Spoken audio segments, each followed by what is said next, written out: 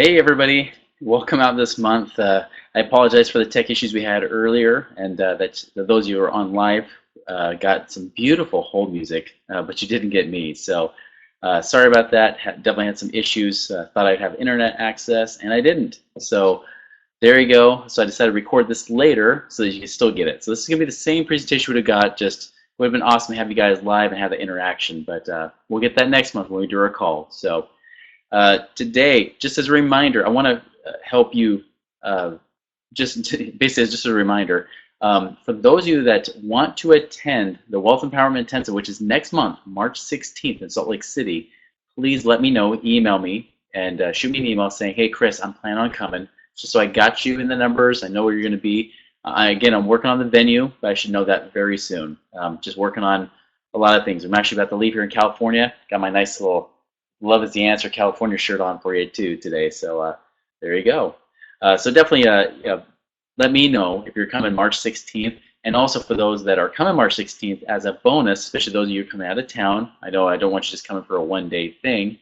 I'm going to be doing the Monetize Your Divine Genius with my wife Adise. We're going to be doing that on the 17th and 18th that weekend. So Thursday the 16th is Wealth Empowerment Intensive, and we're going to make it hard and fast and awesome. It's basically taking up the entire thing we talk about with the game plan, education-wise, kind of wrapping it up and be able to make it more interactive with you. So this is great to be able to deepen your understanding, ask questions, interact with other people that are there.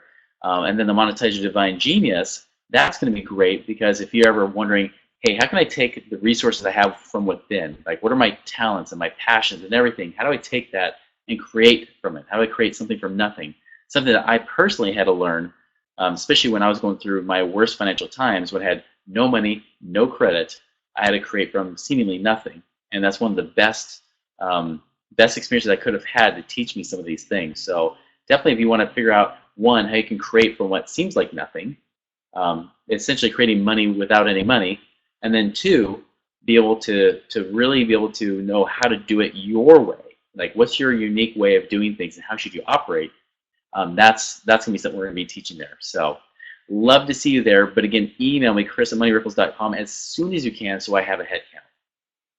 Okay, so let's get started here because I want to talk really about how to supercharge your game plan. And a lot of this is like, how do we, again, be more resourceful, right? This is one thing I love to do is how do we create more resources for you? And so I'm going to talk about this in the big picture of what we've been doing with a lot of clients lately, but also bring in the whole aspect of life insurance. Like, why do we talk about life insurance? This is a common question that's been getting asked a lot, and I really appreciate one of my clients actually asked me to do a video on this. He had me use the calculators and all that kind of thing. I decided to make it much, much easier for you by not doing calculators, but if any of you want that, you can also ask me for that. I can show that to you as well, but I've decided to make it much easier, much more edible, so to speak, mentally edible, so that you can be able to get it all right here. So really, as you know, we talk about cash flow all the time. Cash flow is what creates freedom, right? We know that. We know that definitely when you have more cash flow, there's more options, and when you have more options, more choices, that's where real financial freedom comes from. And of course, you've seen me teach about the 5 rules of the bank.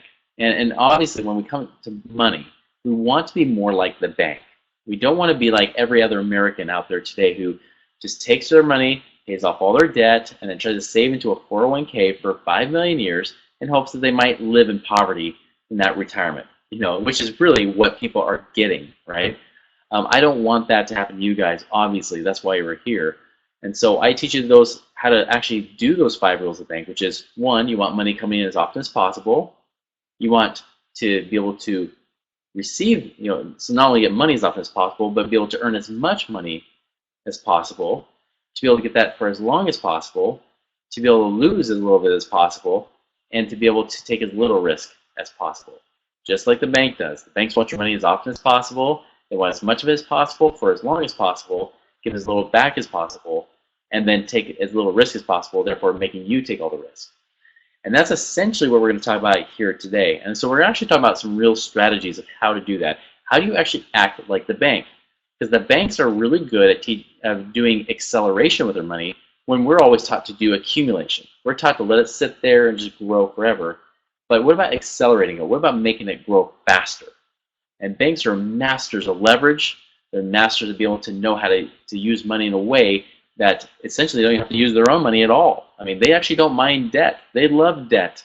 They get debt every time you give them money in savings. Every dollar in savings you give them is debt to them on their balance sheet, but it's a liability, as you guys know. Of course, if you've known me long enough, it's liability. That although it's on their balance sheet, still they're able to utilize it and create more with it. And that's what we want to talk about today. So how do we make money twice? So let's talk about this. We're going to take a scenario here, right?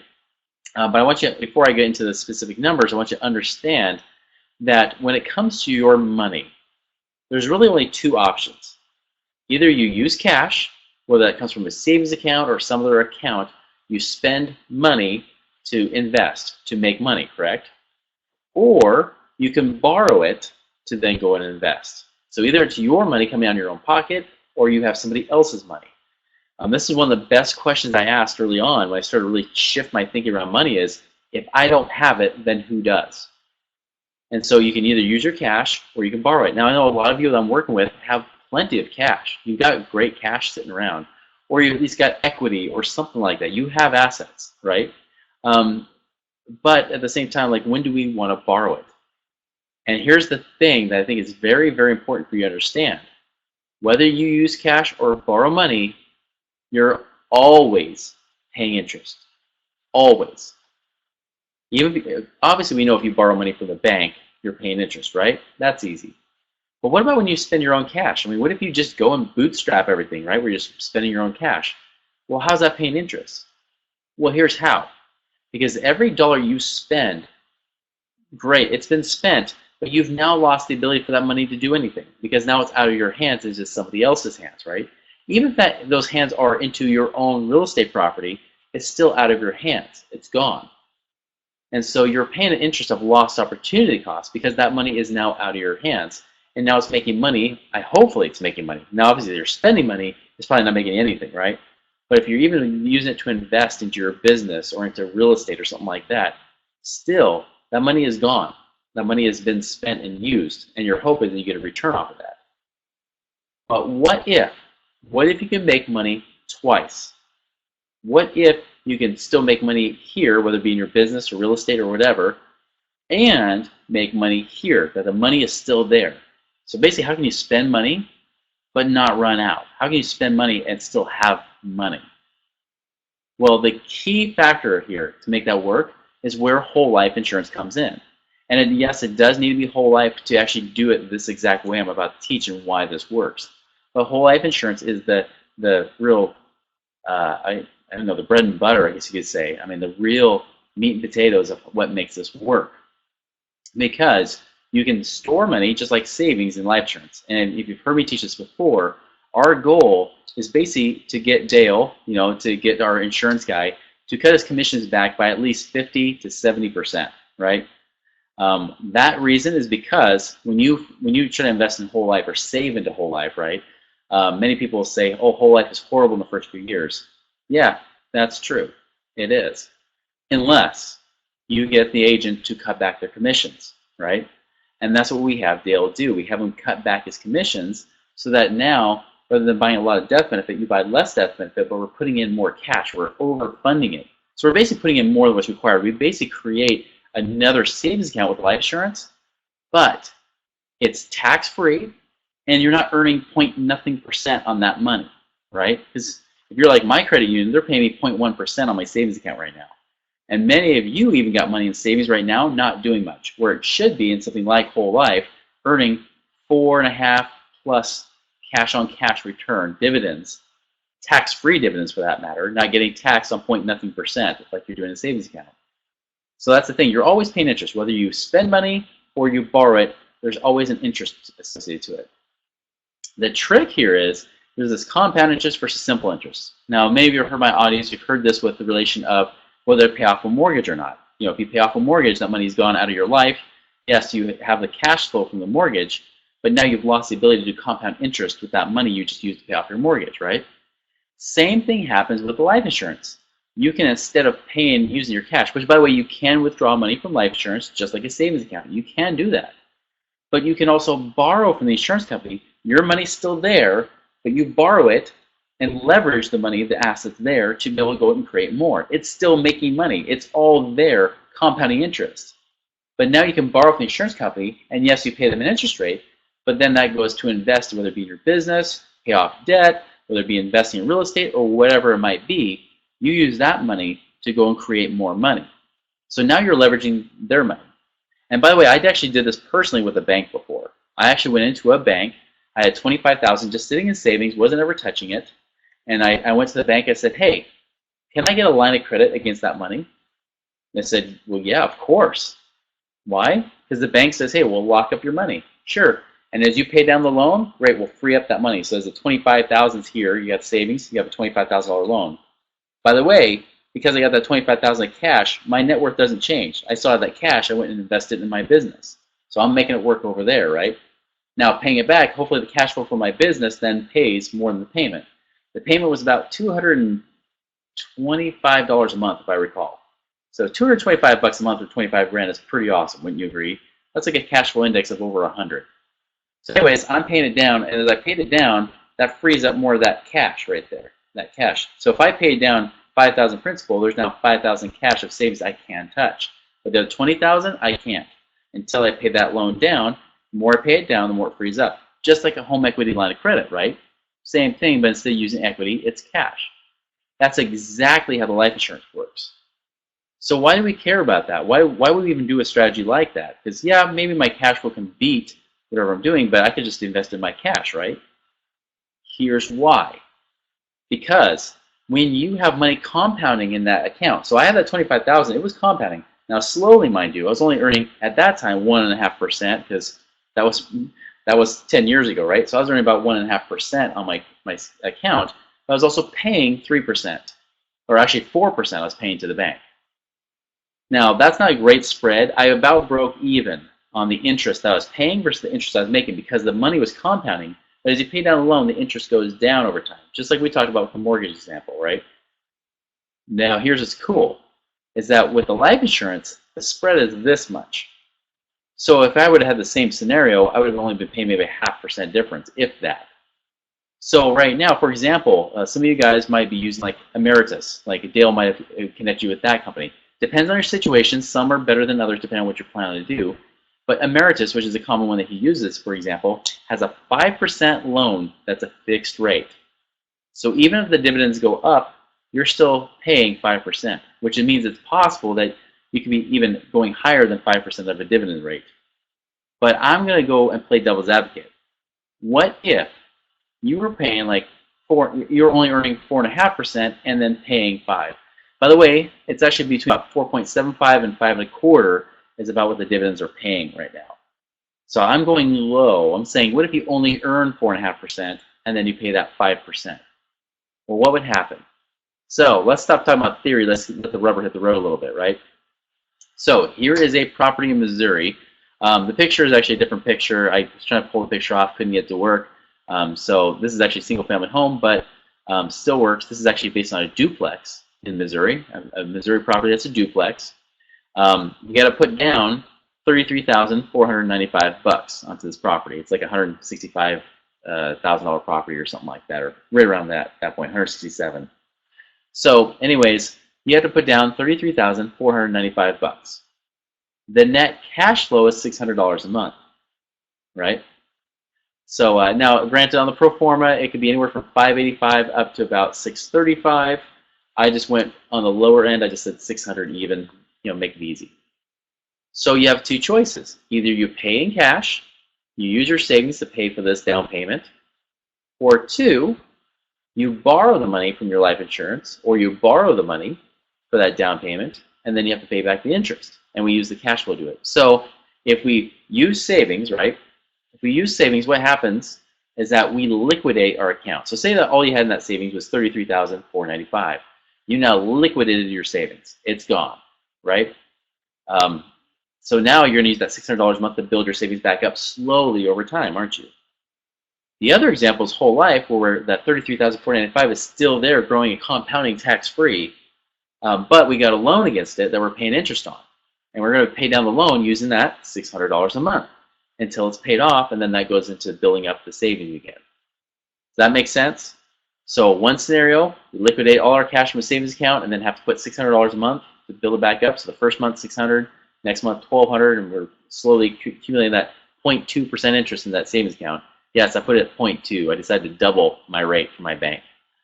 The other example is a whole life where we borrow it at 5%.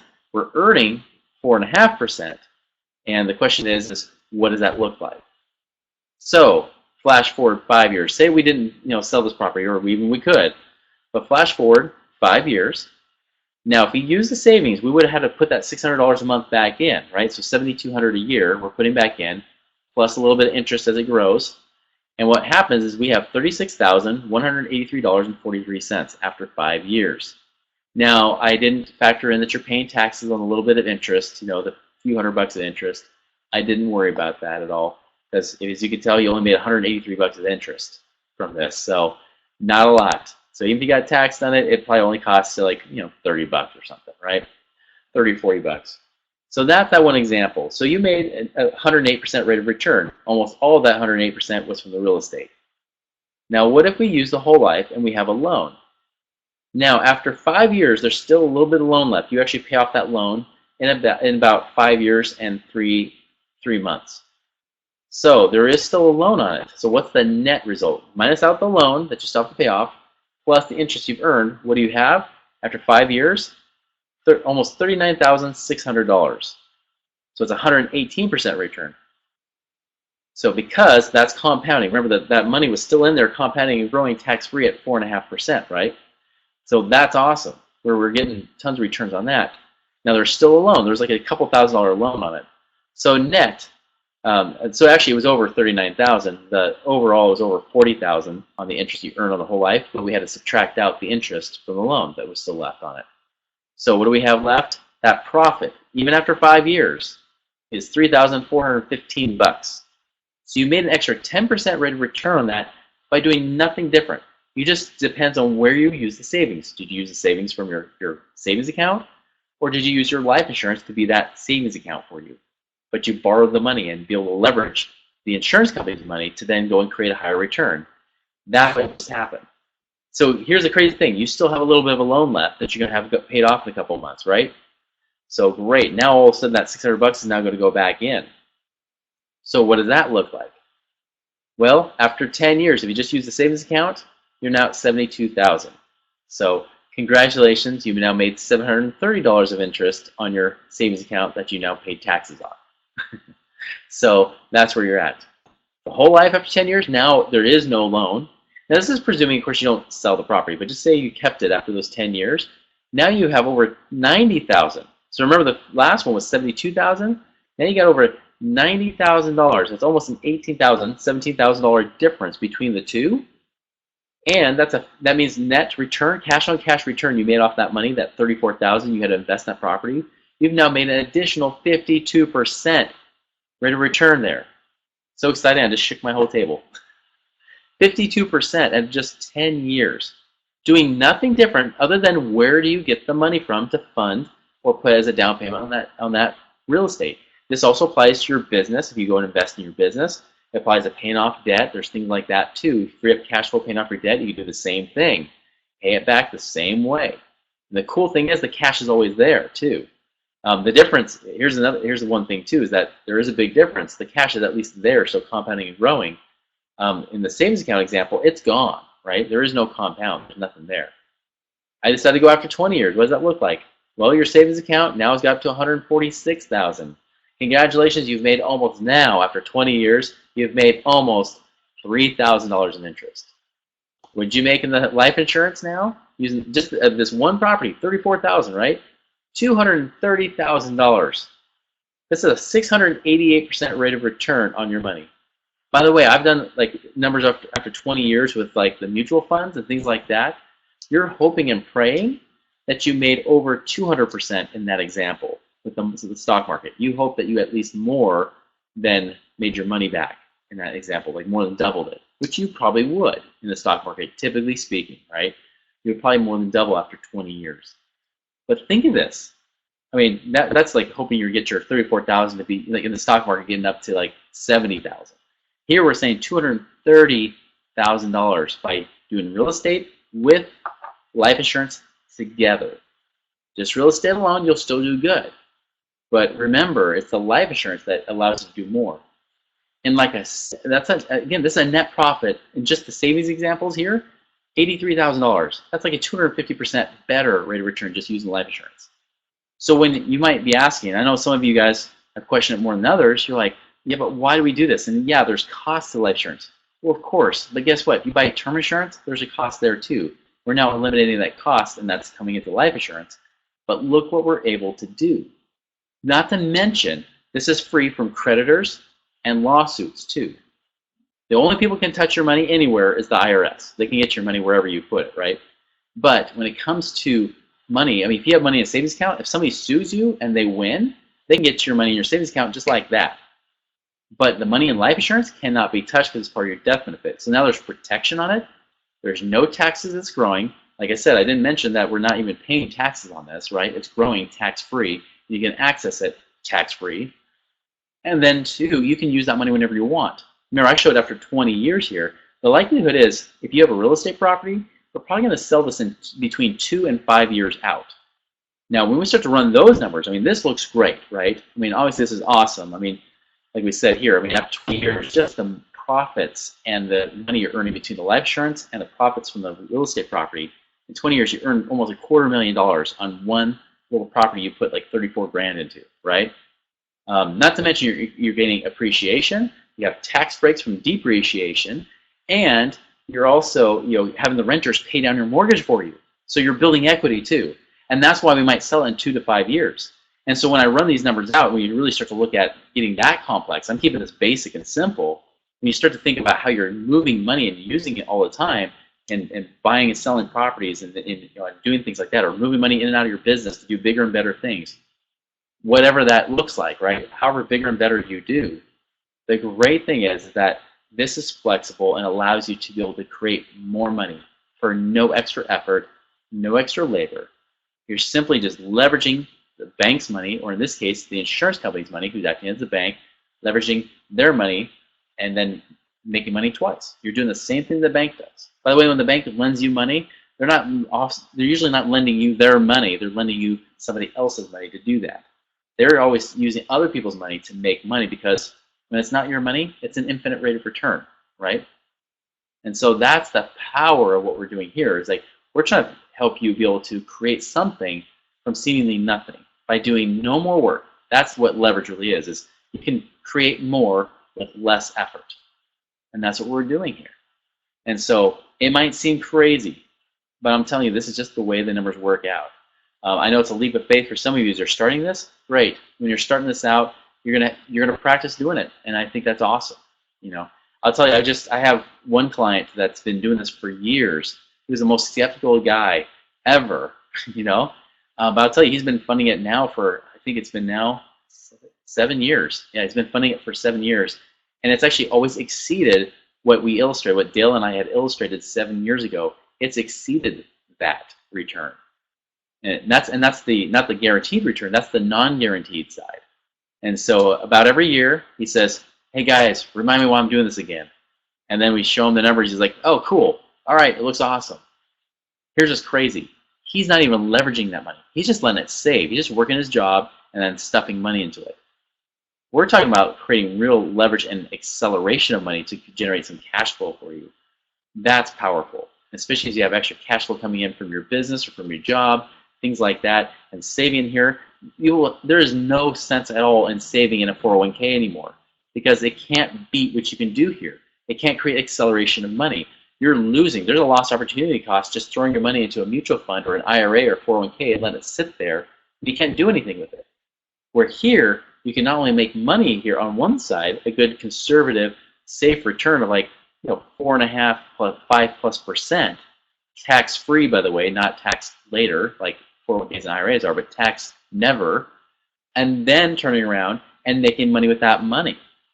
So that's the power of what I'm trying to teach you guys here, is that that's real leverage. That's how you make money twice.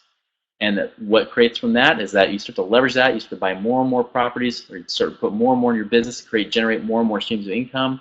Next thing you know, like the cash flows start really coming in. So the first few years, you'll be like, okay, cool, this is awesome. But I'll tell you, after about 3 to 5 years, you start to see this in action, you'll say, oh my gosh, Chris, like what you've taught is amazing. I see it now. It's not just theory, it's real. It's stuff that we've done. It's stuff that I know, Dale's done. Like I see him doing it all the time with his stuff. And I just found out, one of my clients just told me today that he just told them that he's now got 12 policies. I didn't even know that. I didn't even realize he had 12 policies he's now purchased on himself. Now I know he's got some different places and he's doing some creative things with it. Oh, by the way, for those of you that are kind of hypersensitive about not showing a lot of assets because you want to protect it, yes, there are ways that you can have, because you're loaning money from a policy, you can actually make it seem like you don't own any equity. So even if people try to sue your properties, there's nothing they can get, because guess what? You just borrowed the money to go put as a down payment on that property. Too bad. Sorry, there's no equity. They're like finding that money elsewhere. Yeah, just sue my liability policy if it's really legit. And voila, you're protected. So anyways, that's the cool thing, is that it's protected, tax-free, and you're leveraging money by making money twice. That's how it works. So if you got questions, let me know. Again, sorry about the tech difficulties today, but I hope you really, at least one way or the other, got some great value from this. Let me know if you have any questions. And obviously, I know some of you are already asking me questions, or you're already talking to Dale, but for those of you that haven't done something like this, you need to seriously be considering doing something like this right away, because that compound interest that you're losing out on and that tax-free dividends, it's costing you. Every day it's costing you money. So anyways, thought I'd teach you that, because it's the hot question of the I would say of the year lately for me. So anyways, you guys, we'll talk to you next month, and we'll see you later. Bye.